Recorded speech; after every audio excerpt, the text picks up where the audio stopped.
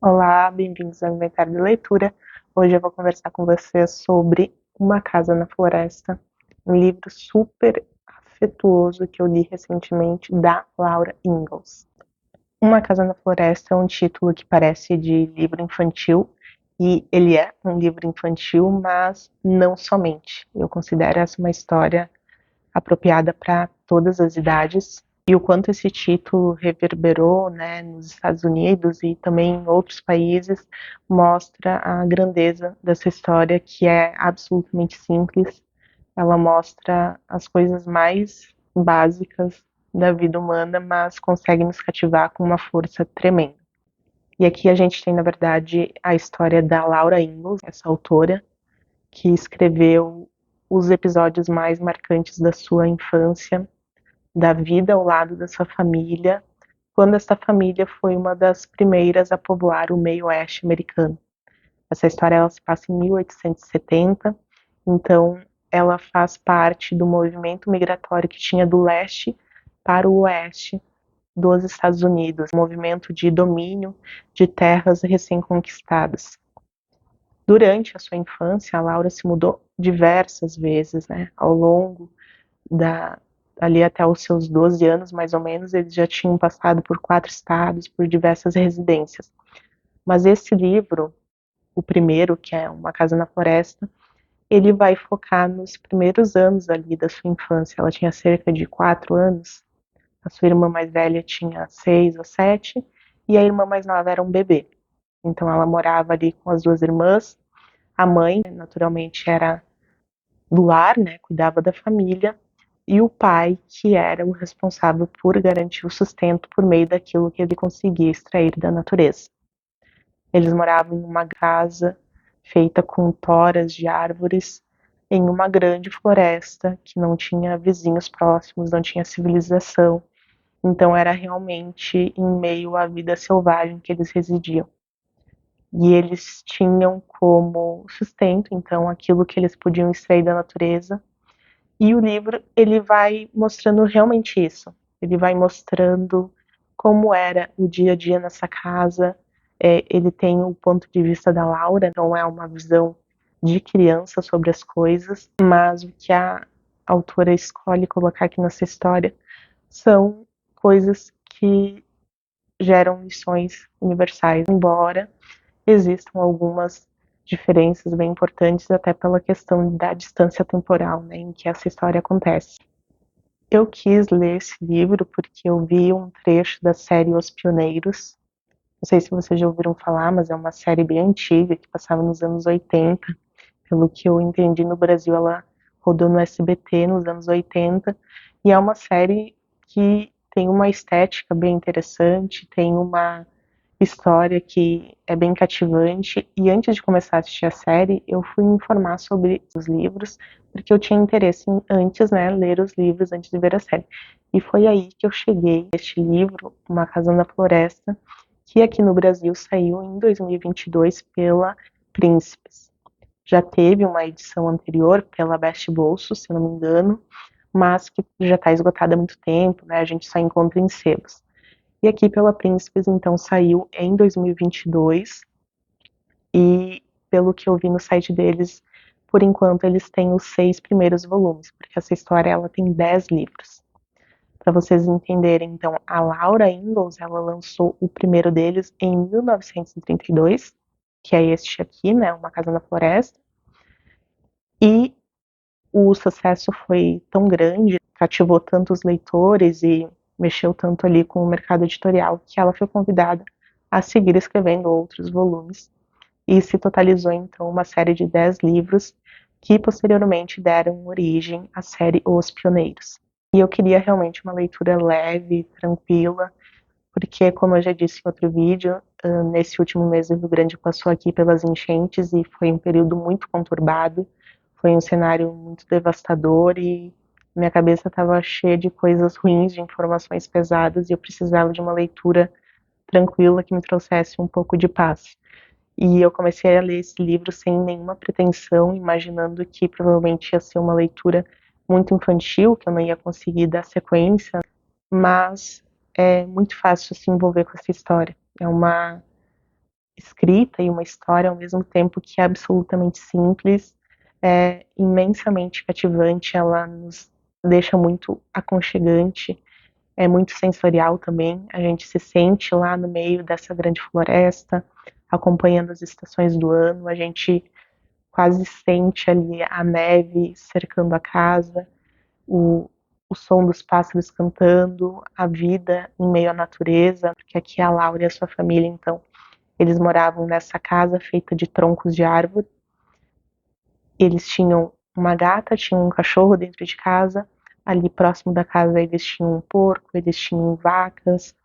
E ao redor da floresta tinha a vida selvagem propriamente, com ursos, com esquilo, com veados.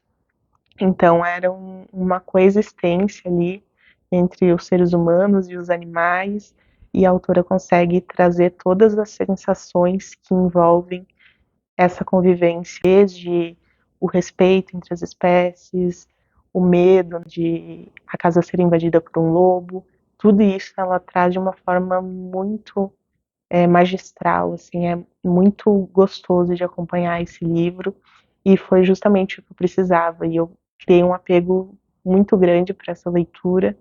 Eu fiz um ritual de ler mais ou menos de 4 a 5 páginas antes de dormir e foi muito interessante, tanto que quando eu acabei o livro, imediatamente eu comecei de novo para conseguir ler com um pouco mais de atenção. Não acabei a segunda leitura, né? Estou na releitura ainda, mas já quis trazer a resenha aqui porque é uma leitura que eu indico muito fortemente, não só para quem precisa ir extravasar um pouco, quer alguma coisa mais leve, quer se reconectar com uma época em que não se tinha tantas telas, né? Na verdade, não tinha nenhuma, em que era realmente a humanidade em um estado mais primitivo, se tinha uma conexão com a natureza e entre as pessoas que está cada vez mais difícil de se encontrar nos dias de hoje. E também é uma leitura que indico muito fortemente para quem tem crianças, né? Para quem tem ali seu filho, sua filha, especialmente as meninas, eu acho que vão gostar muito, porque, né, naturalmente vão se conectar melhor com a Laura. E dito isso, quero trazer alguns pontos assim que podem ser um pouco mais distantes da nossa realidade. Como eu disse para vocês, a família tinha criação de porcos, de vacas, então a família se valia de tudo que esses animais podiam fornecer em termos de alimentos. Então tem um capítulo, por exemplo, em que a família vai matar o porco porque ele já engordou o suficiente e já pode virar ali o bacon da família. E a Laura, ela não demonstra assim um apego ao porco como se fosse o cachorro ou o gato, por exemplo, mas ela deixa claro que ela não gosta de ouvir os gritos do porco quando ele está sendo morto. Então, nesse momento, ela vai para cima da cama, se colhe bem, tampa os ouvidos e espera esse momento passar. E o pai dela dizia, né, que ia tentar ser rápido, mas que aquilo fazia parte do processo. E ela conta que depois que o porco já estava morto, o restante das etapas era bem divertido de acompanhar. Só que as outras etapas também podem ser um pouco chocantes, né, para as crianças de hoje, porque ele conta que eles tiravam tudo que fosse possível usar, né, o couro, o rabo, defumavam a carne, guardavam no celeiro, né, para quando viesse o inverno eles terem que comer, mas ao mesmo tempo em que eles falam sobre a morte dos animais para servir de comida, também se trata muito sobre o respeito com a natureza. Por exemplo, tem um momento em que o pai da Laura precisa ir caçar, porque o inverno já está se aproximando e eles ainda não têm um estoque considerável de carne, então ele precisa encontrar uma caça muito grande que possa alimentar a família durante todo o inverno. E eles estão caminhando pela floresta e eles enxergam um veado, só que esse veado é filhote, ele não está ainda, né, no momento que pode ser caçado. Então o pai explica ali para Laura que filhotes eles não caçam, que eles precisam esperar eles crescerem, né, para poderem servir realmente de alimentos. A família sempre deixa claro para Laura os limites que ela pode ir, porque tem ursos, porque, né, tem os animais que realmente têm a floresta como seu lar. Mas eles realmente precisavam, né, daqueles animais para sua subsistência. Então vai ter sim esses momentos em que eles vão matar os animais e vão fazer todos os derivados possíveis, né? Porque tudo se aproveitava. Inclusive, nesse momento que ele mata o porco, uma das brincadeiras da Laura e da irmã dela era ficar com o rabo. Elas ficavam brincando com o rabo do porco. E assim, tudo isso aqui é contado com uma inocência muito própria da criança, que ela cresceu naquela realidade. Então não tem como ser diferente. Outro episódio que pode causar um estranhamento maior é quando ela fala sobre o domingo. Porque o domingo era o dia em que a família guardava, né? Eles guardavam o domingo porque eles eram protestantes, não, claro, não vai citar nome de igreja nem nada, mas a gente entende ali pelo contexto que ela narra e pelo comportamento que a família tem, que eles eram cristãos, e no domingo, que era o dia do Senhor, então a Laura e a sua irmã eram proibidas de brincar, de rir muito alto, de fazer coisas mais focadas no lazer. Elas tinham que ficar ali em silêncio, falando o mínimo possível e ficavam ouvindo as histórias bíblicas que a mãe contava para elas. Então, se elas brincassem ali com o cachorro, ou se elas corressem, se agitassem muito, elas eram repreendidas. E isso era o dia todo. E daí a Laura então comentava que ela achava o domingo muito lento, e também no domingo era o dia que elas mais se preparavam, porque era quando elas estavam limpinhas, no sábado de noite elas tomavam banho, né? Quando tinha o inverno, a neve virava água, era recolhida numa panela, ia para o fogo, derretia e virava água. E no verão, a água era pegada de uma sanga que tinha ali perto da casa.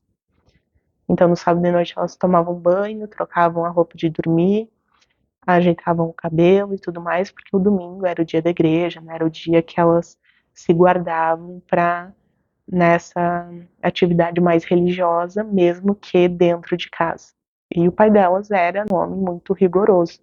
Embora ele fosse carinhoso, né, ela retrata o pai como um homem que abraçava elas, que brincava com elas, mas ele era rígido, né, nas regras da casa. Inclusive tem um episódio em que a Laura briga ali com a irmãzinha dela e o pai dá uma surra nela. Claro, a gente não tem detalhes ali dessa surra e não é retratado como uma violência excessiva. Mas acontece, e depois da surra ela fica ali com aquele beicinho, aquela coisa de criança, mas rapidamente ela faz as pazes com o pai, né? Que o pai chama ela, pega ela no colo, então é assim, é um ambiente de muito carinho, embora tivesse ali as regras mais rígidas, fosse em um tempo em que a criança não tinha tantas liberdades, nunca faltou amor naquela família. Então é uma leitura que te abraça, é um livro muito aconchegante, reconfortante, muito nostálgico, por mais que o leitor tenha crescido com uma realidade bem diferente. No meu caso, por exemplo, eu contei ali do porco e eu achei muito engraçado porque esse é um episódio que me conectou com a história. Porque eu cresci do interior também e eu lembro que cerca de uma vez por mês um vizinho meu matava um porco e era sempre no sábado também, no sábado de manhã, e eu não gostava de ficar ouvindo os gritos do porco. E, claro, né, esse é um caso para quem cresceu no interior, mas acredito que todo mundo vai encontrar algum momento nesse livro de identificação. Tem capítulos, por exemplo, em que ela narra quando eles vão para a casa da avó dela, eles passam momentos juntos, né, ocasiões especiais. Tem a noite de Natal, tem o baile que eles vão juntos, que é ali na casa, né? E tem também o momento em que elas vão para a cidade com os pais. E como o veículo era carroça naquela época, tem todo um preparativo de viagem, então era algo descrito ali como uma verdadeira aventura para elas ir para a cidade, e elas ficavam assim encantadas quando elas entravam em uma loja, que é a forma como ela descreve me remete a uns secos e molhados, mas para elas era algo assim extremamente luxuoso e uma espécie de paraíso, né? Porque onde elas moravam não tinha nenhum comércio perto, então ir para a cidade era o máximo da aventura que elas poderiam viver. E, como eu disse, além dos animais, né, como subsistência, eles tinham também o cultivo da terra. Então o pai e o tio dela, eles plantavam aveia, plantavam várias coisas, mas mais pro fim do livro a gente vai vendo esse foco na colheita, porque é quando está chegando um maquinário bem potente ali para ajudar eles. Eles já têm uma economia de tempo bem legal usando o maquinário E também é algo descrito ali pela Laura como uma coisa de outro mundo. Elas ficam ali horas olhando aquela máquina trabalhar, impressionadas de ter visto uma coisa tão grande, tão enorme, fazendo algo que o pai e o tio demoravam dias para fazer, essa máquina fez em horas. Então aí a gente já tem o gancho para a continuação, porque pelo que eu li dos outros volumes, a sequência de livros dá conta então de falar sobre o crescimento da Laura, mas também as transformações econômicas no meio oeste-americano, né, o desenvolvimento dos estados e todos os desafios que vieram com isso também. Mas essas questões elas são bem secundárias, né? Aqui o que fica realmente são as lições que a Laura aprendeu com seus pais, os momentos felizes em família, não tem momentos tristes, né? Tirando esse episódio da chuva. E tem uma questão também que a Laura, ela sente que o cabelo dela é feio, porque o cabelo dela é castanho, e o da mana dela é loiro. Então ela acha que o cabelo da irmã é mais bonito. Então tem umas 2 ou 3 vezes que ela faz esse comentário, mas ela não se detém nisso, né? Rapidamente ela já esquece, vai brincar, fazer alguma coisa e já tá ali pronta para ouvir as histórias que o pai vai contar, pronta para ouvir uma música que o pai canta antes delas irem dormir, para descrever a natureza se transformando com o passar das estações.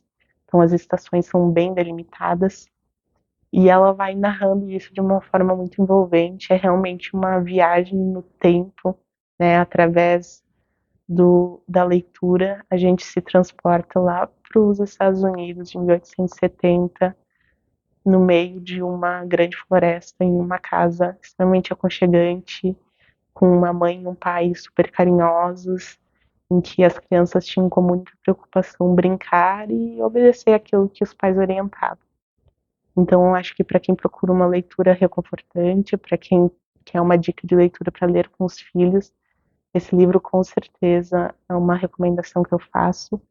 E eu tô torcendo para Príncipes publicar toda a coleção, né? Porque agora eu vou ter que ler os 10 livros e vou voltar aqui para contar para vocês o que vai acontecer nos próximos. Já li sobre o volume 2, que vai contar a história do marido da Laura Ingalls, né? Vai contar a infância dele. E no 3, pelo que eu entendi, o foco volta a ser a família dela. Fica aí, pessoal, a minha dica de leitura para quem quer descansar um pouco a mente, que é uma leitura realmente para quem gosta de nostalgia e para quem gosta de fazer um carinho para sua criança interior, independentemente da idade. E é claro, para quem é fã da série Os Pioneiros, quando eu estava pesquisando sobre, eu vi que tem um grupo muito saudosista dessa série. Se é o seu caso, você viu a série e não leu ainda os livros, recomendo fortemente. Espero que tu tenha gostado desse vídeo. Te peço que tu deixe o teu like aqui, que é uma forma de ajudar o canal, e acompanhe as próximas resenhas que a gente trouxer por aqui. Um abraço e até a próxima.